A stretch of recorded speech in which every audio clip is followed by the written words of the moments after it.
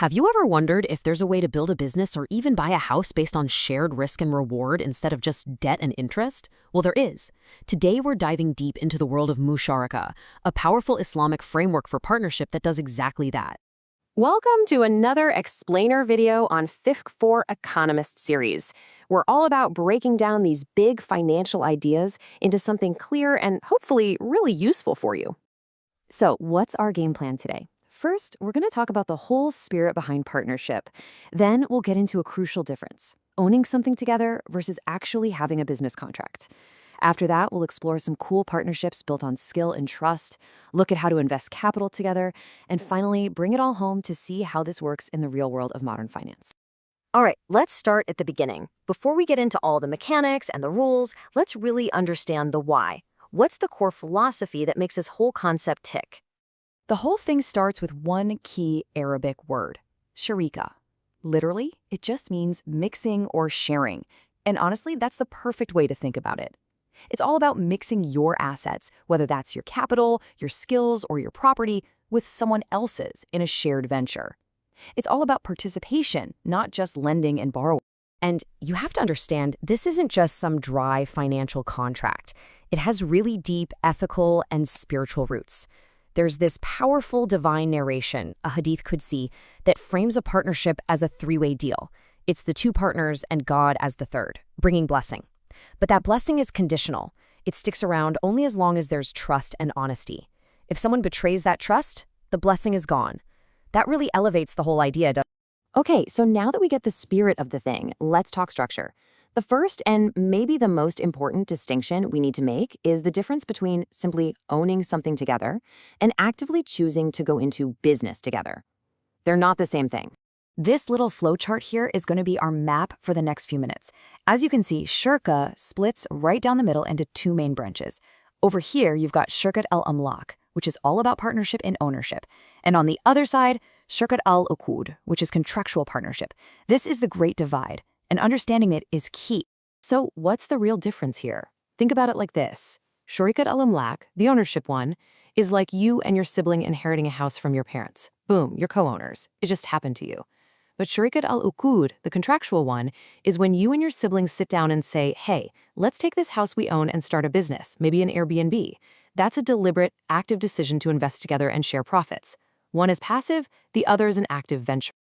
All right, let's zoom in on that contractual or uqud side of our map, because this is where things get really fascinating. One of the coolest things about Islamic finance is that it recognizes that capital isn't always about money. Sometimes the most valuable things you can bring to a partnership are your skills, your hard work, or even just your good reputation. First up, we've got something called Sharikat al-Abdan. This is a partnership of services or labor. This is for when partners contribute their skills and their effort. So think about a couple of freelance designers or maybe a group of lawyers who team up for a big project. Their capital isn't money, it's their talent and their time. This picture shows it perfectly. Let's say partner A is a web developer, partner B is a graphic designer, and partner C is a writer. They form a partnership, they pool their skills to deliver a project for a client, and then they share the revenue they earn based on whatever ratio they all agreed to at the start. Simple as that. Okay, next we have a really unique one called Sharikat al-Wujuh, which is a partnership of reputation. I love this concept. Here, partners don't put in cash or even necessarily their skills. What they contribute is their good name, their creditworthiness. They use that solid reputation to buy goods on credit, sell them for cash, and then share the profit. You can see the flow right here in this diagram. The partners leverage their collective trust in the market to get goods from a supplier without paying upfront. Then they sell those goods, pay the supplier what they owe, and whatever's left over is the profit that they share. It's a really powerful model for people who have credibility, but maybe not a lot of startup cash. Now, it's worth pointing out that these two types weren't without debate among the classical scholars. Some schools of thought had concerns, right? They wondered, how can you accurately measure labor? Or how can reputation be a form of capital? This just shows you the incredible intellectual depth and diversity that exists within Islamic legal thought. Okay, let's get back to our map and move to the final and probably the most common branch of contractual partnerships. This is Shari'ah al-Amwal, which means partnerships based on capital. This is really the bedrock for most modern joint ventures we see today. So within this category, you've basically got two flavors. There's Mufawadah, which is a partnership of perfect equality, We're talking strictly equal capital, equal work, equal liability. It's so rigid that it's pretty rare.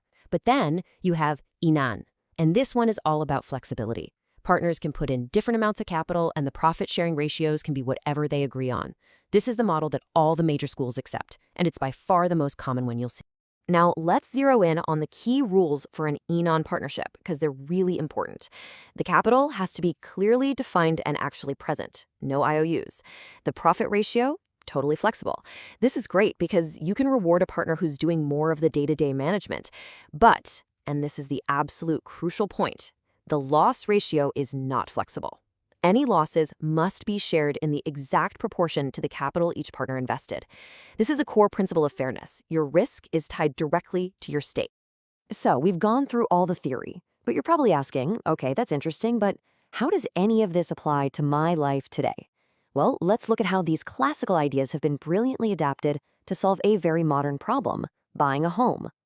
This is called a decreasing partnership, or Musharakah mutanakasha.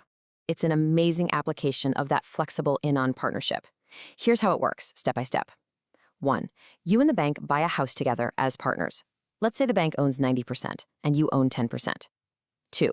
You live in the house, so you pay rent to the bank for the 90% you don't own yet. Makes sense. 3. With each monthly payment, you also buy a little bit of the bank's share.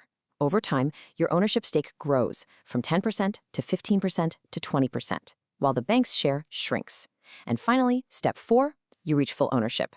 It's a clear path to owning your own home without a single cent of interest. Okay, wow, that was a lot of information, I know. But hopefully it's all starting to come together and make sense. So now, it's your turn. Let's do a quick knowledge check to see what you've picked up. Question number 1. Which type of partnership is based on the partner's goodwill and creditworthiness instead of cash or capital? Is it A, Shari'ah al-Abdan, B, Shari'ah al-Wujuh, C, Shari'ah al-Muwadaha, or D, Shari'ah al-Amlak? On to question 2. In that flexible and non-partnership we talked about, what's the strict rule for how losses must be shared? Is it A, equally, B, based on the profit ratio, C, in proportion to capital contribution, or D, however the manager decides? And our final question, number 3. What is the key mechanism that makes that home financing model Musharakah mutanakasha work? Is it A, a fixed interest loan, B, the customer's shares staying the same, C, the customer gradually buying out the bank's share, or D, a fixed management fee? All right, think you've got your answers? Awesome. Drop them in the comments section right below, just like you see on the screen. I'm genuinely curious to see how you did. Let's get a discussion going and keep learning from each other. Thanks so much for watching.